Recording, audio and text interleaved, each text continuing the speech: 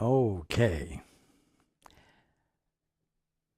We will not be reading from the book tonight, so we will take a few moments to be quiet together before we continue.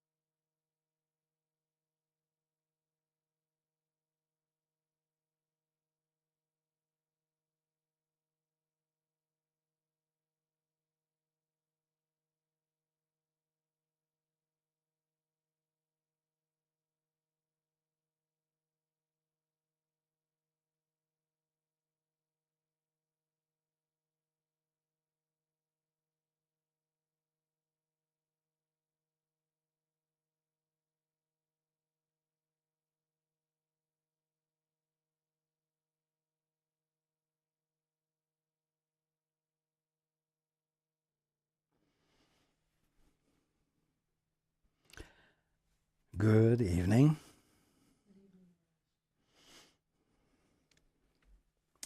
And welcome to everyone who's joining us on the internet.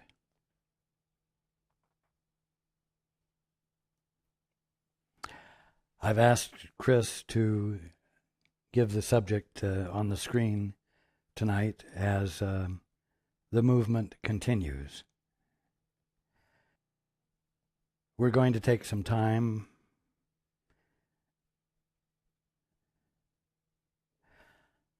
talking about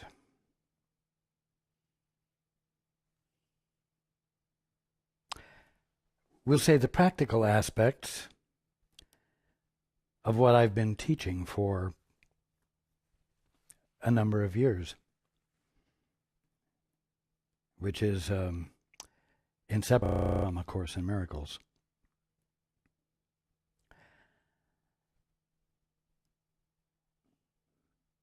I've mentioned that as you engage in the two-step, as you shut up your thinking and become still and ask, Father, what is the truth here? You ask of the Holy Spirit, what do I need to know?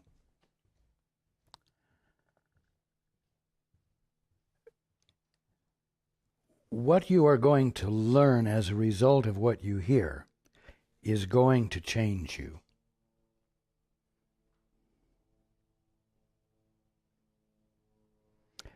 You are going to learn how to reflect God.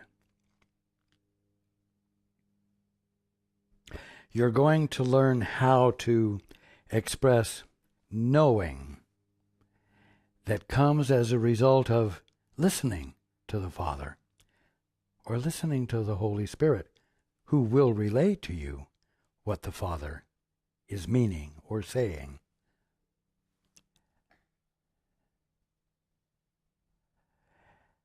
And you need to learn, as Paul is slowly learning, that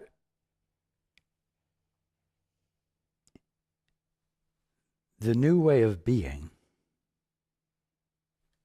I mean by that reflecting the Father's will, reflecting God, is not going to feel familiar initially. And it's going to require practice, if I may put it that way, at speaking the knowing that is supplied to you, so that you can get the feel for who you divinely are. And having that new self-experience revealed to you, you will begin to recognize it, begin to be at home with it, and you will be willing, with less and less reluctance, to express it. Now, in a way, tonight is an exercise for Paul. He has a general idea what we're going to be talking about, because I started this afternoon to dictate what we've been calling an update letter. And in it, there are things that, when he's listening to his knowing, he would say. But at this moment, he's not comfortable with it. He's fine with my expressing it. He's fine in relaying what is actually his knowing as well. He's comfortable with my relaying that and having to own it yet. But in the process, which he engages in every Saturday night when he lets me speak, in the process, he becomes more and more comfortable and has a better idea of what it means to reflect God, what it means to let the Holy Spirit speak, to govern oneself according to the directions of the Holy Spirit, which is really nothing more than your sane mind, your right mind, your whole mind, which you've dissociated yourself from. And so I'm going to begin by reading what I dictated this afternoon, and we'll use it as the starting point. Good news. On August 16th, closing on the new property has been scheduled to take place, and the move will begin. An incredible expression of love and unity from everyone in many forms has made it possible. But at this point, it is my task to keep attention on completion of the movement, so that the full meaning of fulfillment is not lost in premature abandonment of the miracle, and so that the joy of unity may continue.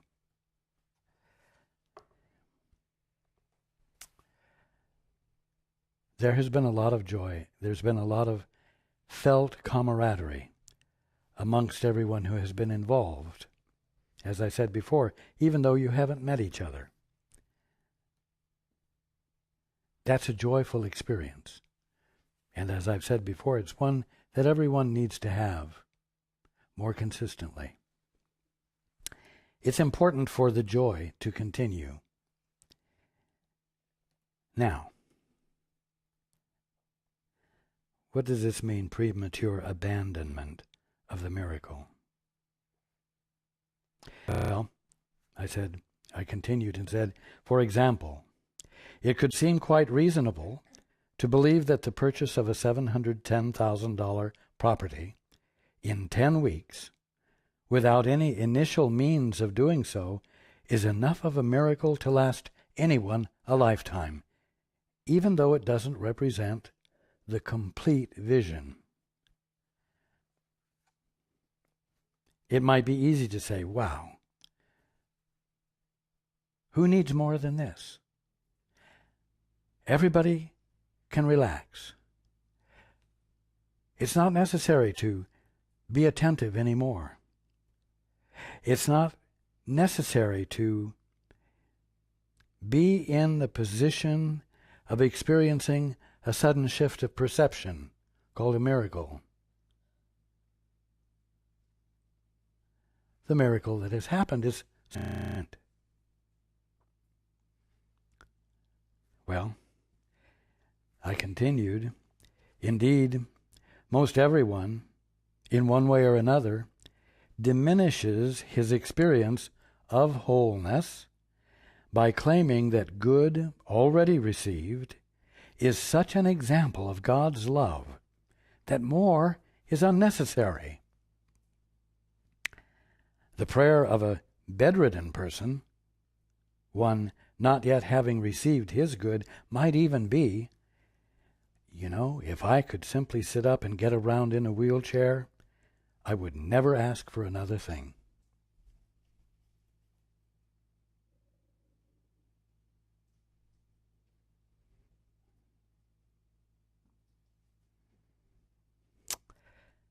When you get in that place called the holy instant, where God's laws prevail, this just won't work anymore. You will find your guidance. You will find the Holy Spirit counseling you to insist on going the distance the Father would take you. In other words, all the way to holiness. Wholeness.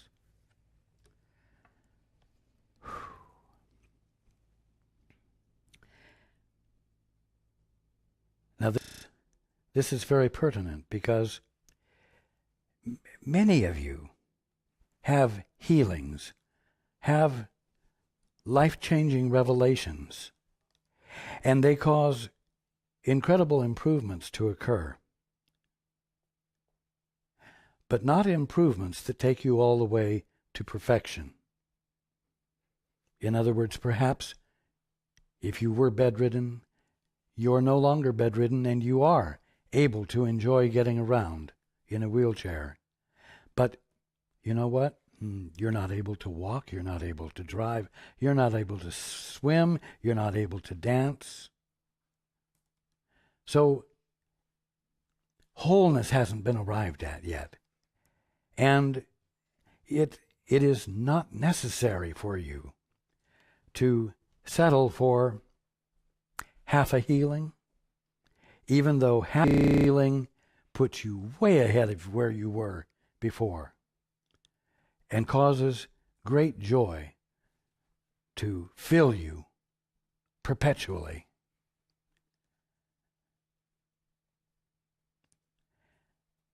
Now, what I'm saying tonight is a way I'm using to teach Paul something. And it has transfer value for everyone else.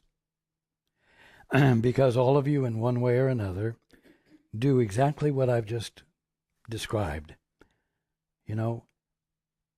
Paul looks at what has happened, and it's mind-boggling. It is amazing. It causes him to feel greatly loved, greatly supported.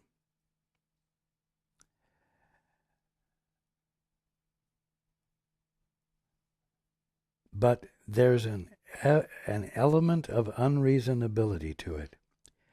It just isn't reasonable for this to have occurred. Although it evokes great gratitude, and it is going to mean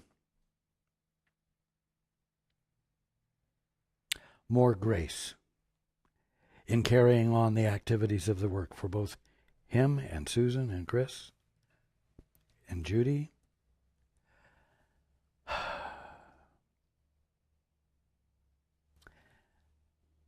But he knows that what has happened, the obtaining of the property, is not all of it. It wasn't all that I described in the beginning. There's a hymn that Paul grew up with that began, "What is thy birthright, man, child of the perfect one? What is thy father's plan for his beloved son?" Of course, that's the key. What is thy father's plan? Not what is my plan, what is your plan, but what is your father's plan? That's what you learn when you practice the two-step. You say, "Father, what is the truth here? Father, what do I need to know here?"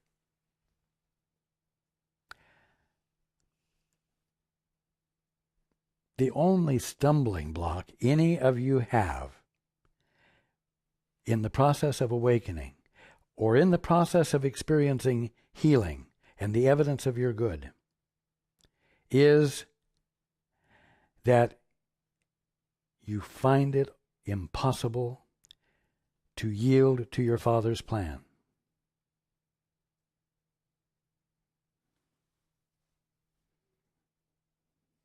When that is your only function, when that only function you have practiced or engaged in will cause you to awaken, will cause you to snap back into your right mind.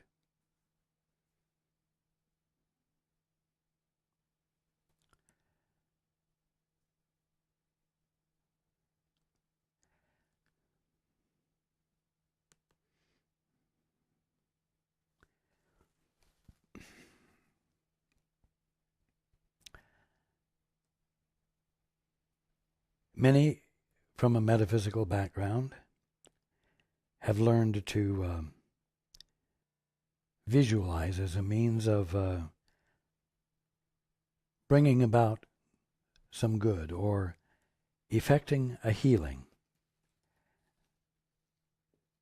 But the key here is where I said, you will find your guidance, you will find the Holy Spirit counseling you to insist on going the distance the Father would take you, not the distance your plan will take you, not the distance your best ideas will take you, not the distance your great skill at manipulating others can take you.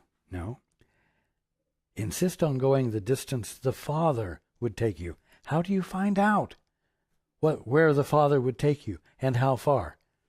By silencing human will, by silencing your great investment of faith in your thinking and saying, "Father, what is the truth here? What do I need to know? What is your will for me? Where does my fulfillment lie? Help me to share and have your perspective." Well, when that happens, you're going to behave in a new way.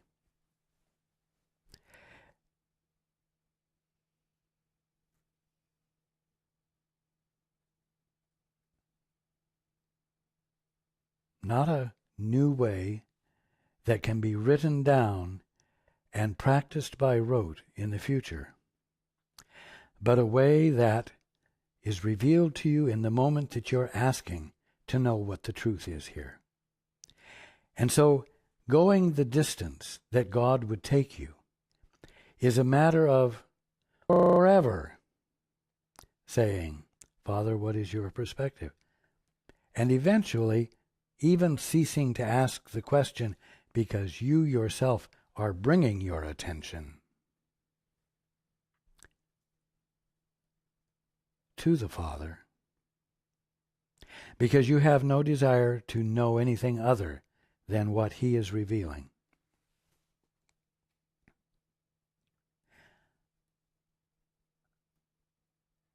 So you know what? You can't watch what Paul is doing or listen to what Paul is saying and write it down and then practice it as though in a copycat form you can arrive at knowing the truth, experiencing the Father's perspective, having the Father's plan for his beloved Son revealed to you so that you might flow in expression of it without inhibition, without resistance. Now, because Paul feels that so much has been given, and because he feels, and I will tell you he's assuming, because he feels that many who gave have given perhaps more than they had to give. He feels that there was an inequity, perhaps, something he would wish not to have happened. But you see, he has himself as a pissant little mortal, an orphan in the orphanage, looking at the effects he thinks maybe he's having on the other orphans, deplete them, or put them at a disadvantage. And he's missing the vision he would see if he would do the two-step now and say, Father, what is the truth here? And of course, right now, he is doing the two-step, and he is asking, Father, what is the truth here? And the truth is coming out of his mouth right now. And the truth is that in all of the love that was expressed, whether it was a few dollars or a lot of them, whether it was given out of a little that was had, or whether it was given out of a lot, out of great wealth, it was all God. It was all love. And there weren't any little pissant mortal orphans doing it. You see, what he's hearing as I say this is that we're elevating everyone in the human condition into divine stature and expressing and seeing the truth about them, honoring them. Not a single one who is given deserves anything less than honoring. The greatest honoring. The acknowledgement and recognition that the sons and daughters of God expressed their love. Now, when Paul gets into this frame of mind, in fact, when any of you get into this pissant little poverty-stricken frame of mind,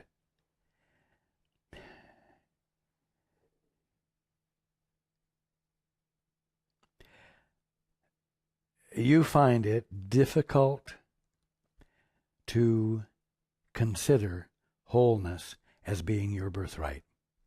You find it difficult to embrace it. You find justifications for not embracing it. You're not worthy of it. Oh, you're worthy of some, but not too much. And if you get too much, then you've had enough. You've had enough. But you see,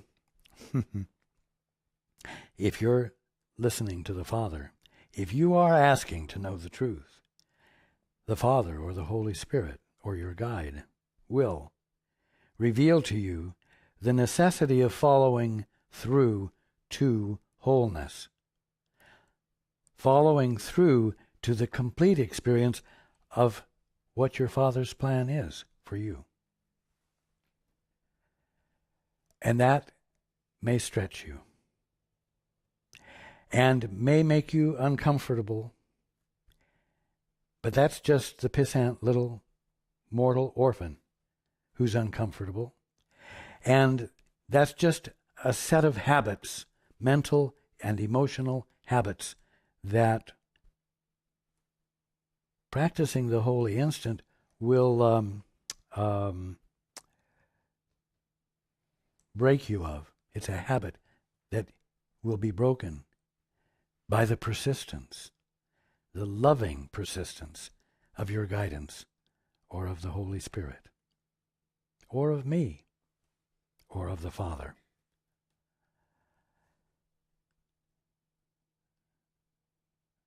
Now,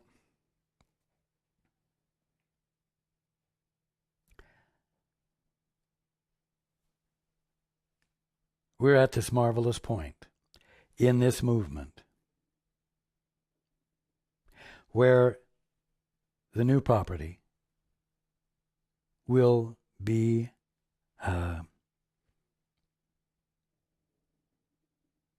I'm going to say owned, will be completely available to occupy and be active in. That's the point. Now, there are new things. There's moving expenses. There are, there are two fundamental things which are going to be needed, and they should be handled before moving in because they involve some construction that will make it difficult to live in the middle of. Now, these two things are an elevator. The house is already structured for the elevator, but the carriage needs to be installed. The carriage costs approximately $20,000. In addition, the other thing that needs to be installed is a backup generator, which will allow for uninterrupted electrical service, it will allow for uninterrupted electrical service in an area where there are frequent outages in the winter. Now, pissant little Paul's mind says, nobody's going to hear that and honor it or feel that it's justified. Hell, that's what he would say. Hell. Other people live in apartment buildings with no elevators on the third floor and go up and down, carry their groceries. But you know what? That's pissant little Paul's mind thinking. That's not Paul saying, Father, what is the truth here? What is your plan in this instance? But tonight he's asked, and he's hearing, and you're hearing, that the Father's plan is for this building to have an elevator in it that not only Paul and Susan can use, but also people attending gatherings who may find it difficult to negotiate 3 flights of stairs. It is the plan for this building. It is the plan for the activity that will be going on there, the activities. And whether Paul thinks it's justifiable, and whether Paul thinks other people will find it justifiable, is irrelevant, because anyone who finds it unjustifiable is engaging in their own pissant, poverty-stricken thinking. Instead of saying, Father, what is the truth here, and listening for the answer, and hearing that it is appropriate, and relaxing about it, and being able to stand in support of it, and thereby reflect God. Does that mean that if you do that, you're going to send in a contribution? No, this has nothing to do with control. This has to do with understanding the movement, and also understanding the movements that you find yourself engaged in as part of your fulfillments that the Father is revealing to you as his plans for you, and which require you to perhaps be bold and persevere for wholeness, not just half a healing, not just half of fulfillment, whether it meets your expectations or your limitations or others. And so, I'm here to keep things clear and to keep things on target, because this is a fulfillment of the Father's plan, if I may put it that way.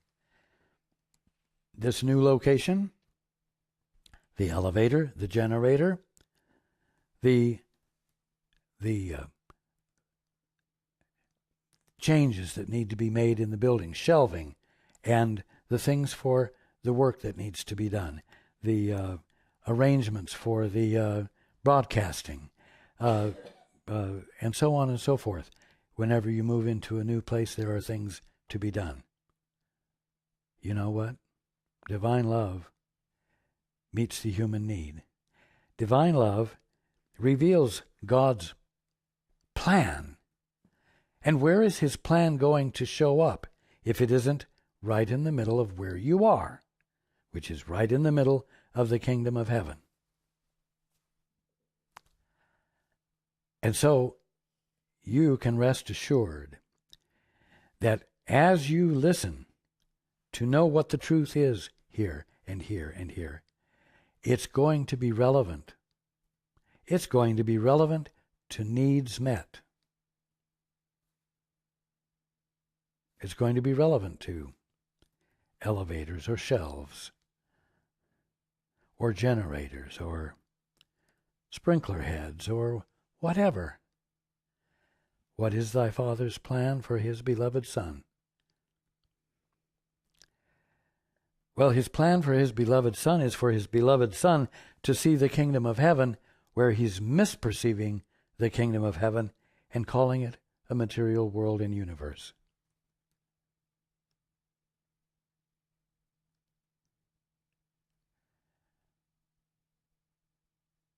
Now,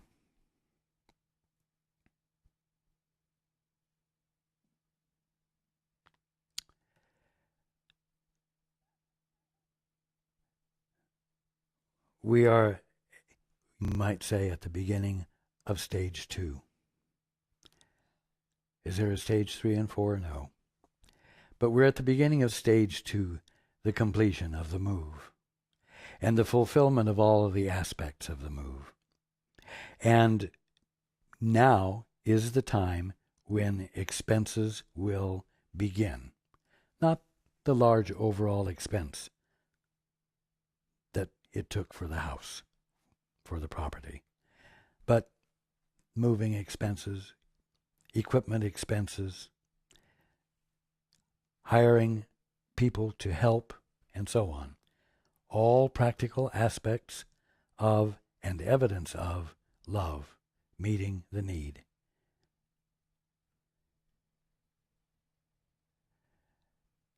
These expenses are beginning now. And I am inviting your support. Why am I inviting your support?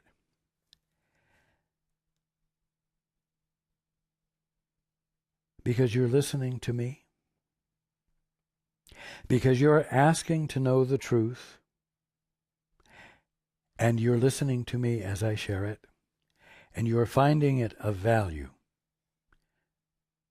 Many of you finding it of extreme value. And what you find of extreme value, it behooves you to share with others. It behooves you to do what makes it possible for it to be shared with others. When you hear good news, you don't want to keep it secret. You want to share it.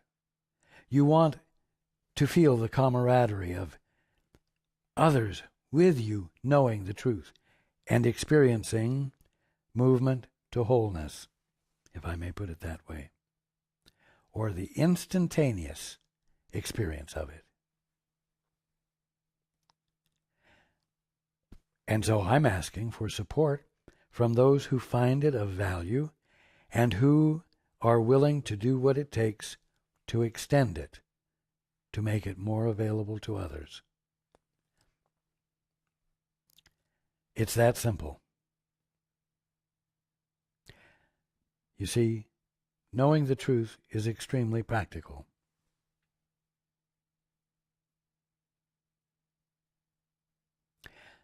But even more than your knowing that divine love meets the human need, you need to know the fundamental point that I'm sharing tonight, which is that you need to follow through to wholeness. Don't accept half a miracle. Don't accept half a healing. Be grateful for it. But just because it's an awesome change in your experience doesn't justify postponing the rest of it. It justifies your continuing to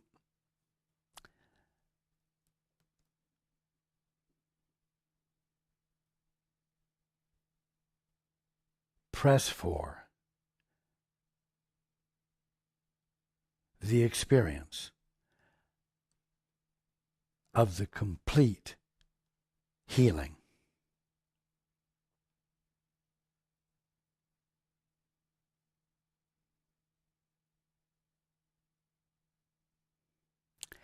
Sometimes that means that you have to press against your own resistance to it. Oh, I couldn't take it. It would be too much for me to bear. Bullshit. That's just an excuse.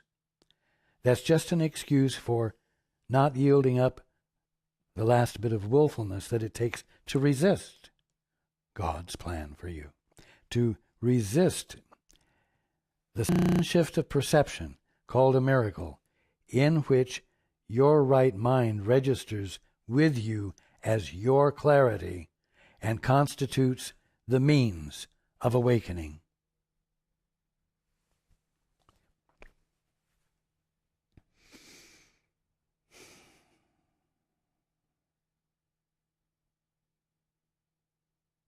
You know what? Not only do you need to want the ultimate for yourself, not only do you need to want the experience of wholeness for yourself, you need to want it for your fellow man.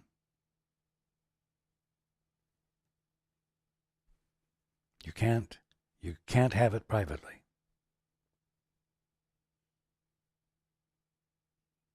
What you give, you get to keep. We've said it over and over.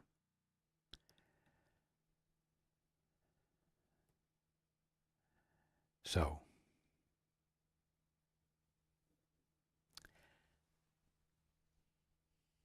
I invite everyone to do the one essential thing, the two-step. And ask, Father, what's the truth here? What's the truth relative to me and what Raj is talking about tonight? Regarding the new property and what's needed there, and regarding the needs I have in my life that he's telling me I need to press for the experience of the completion of. And you know what? Don't abandon the questioning and the listening too quickly. The key is in persisting. Because the longer you're saying, Father, what is your will? Father, what is your plan for me? The longer you're not saying, I want it my way. You see? And the longer you go without saying that, the more fluidly and easily you will shift. The more you will provide the environment in which the sudden shift of perception can occur.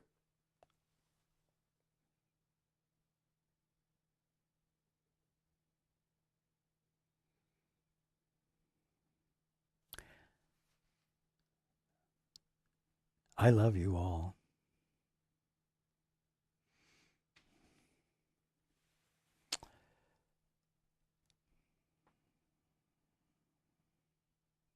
And this is great learning.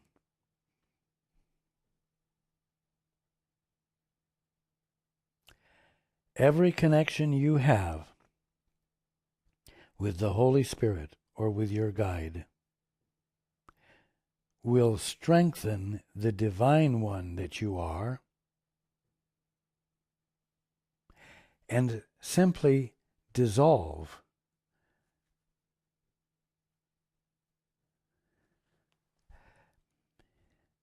the pissant, poverty-stricken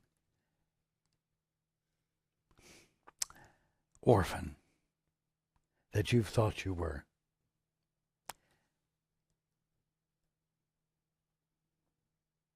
That's it in a nutshell. And I look forward to being with you next week.